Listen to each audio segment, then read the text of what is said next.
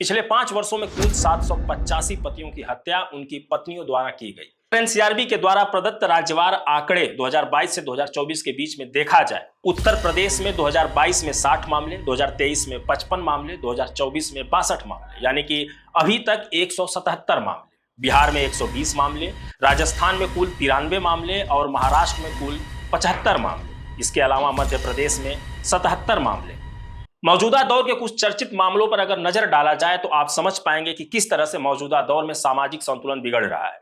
राजा रघुवंशी हत्याकांड 2025, पत्नी सोनम ने हनीमून के दौरान प्रेमी राज कुशवाहा के साथ मिलकर पति की हत्या करवाई। कारण पति को उसके पुराने अफेयर के बारे में पता चल गया था। सौरभ राजपूत हत्याकांड मेरठ 2025, पत्नी मुस्कान और प्रेमी साहिल ने पति को चाकू मारकर हत्या की और शव को नीले ड्रम में सीमेंट से भर दिया। दिलीप हत्याकांड औरैया 2025, शादी के 15वें दिन पत्नी प्रगति ने प्रेमी के साथ मिलकर पति को मार दिया। मकसद था विधवा बनकर संपत्ति पर कब्जा करना। हाल के महीनों में इंदौर, मेरठ, औरैया जैसे मामलों ने दिखाया कि यह समस्या अभी भी बढ़ती जा रही है।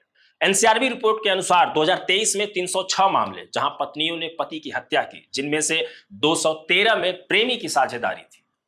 अपराध के इस मनोविज्ञान के पीछे बदलावों का वो क्रम है जो बीते कुछ वर्षों से समाज में बहुत योजना के साथ लागू किए जा रहे थे।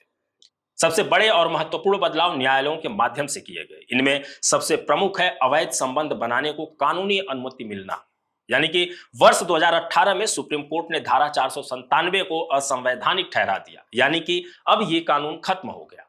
सर्वोच्च न्यायालय के इस निर्णय के बाद तो मानो फ्लड गेट ही खुल गया। अदालतों ने ऐसे ऐसे निर्णय सुनाने आरंभ किए जो भारतीय समाज के लिए कल्पना से भी परे थे।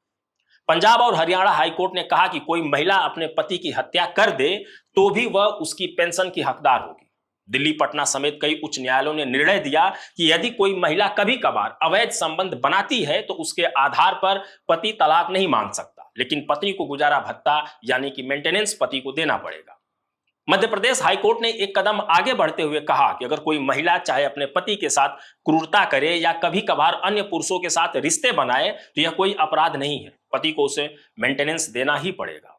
पंजाब हरियाणा हाईकोर्ट ने एक विकलांग व्यक्ति को आदेश दिया कि तलाक के बदले वह अपनी पत्नी को 25 लाख रुपया दे, जबकि यह सिद्ध हो चुका था कि पत्नी उसे बुरी तरह मारा पीटा करती थी। बॉम्बे हाईकोर्ट ने आदेश दिया कि पति भिखारी या अपंग ही क्यों ना हो, उसे पत्नी को गुजारा भत्ता देना ही होगा। मध्य प्रदेश हाईकोर्ट ने लिव इन रिलेशनशिप में भी लड़के के द्वारा लड़की को मेंटेनेंस देना जरूरी कर दिया।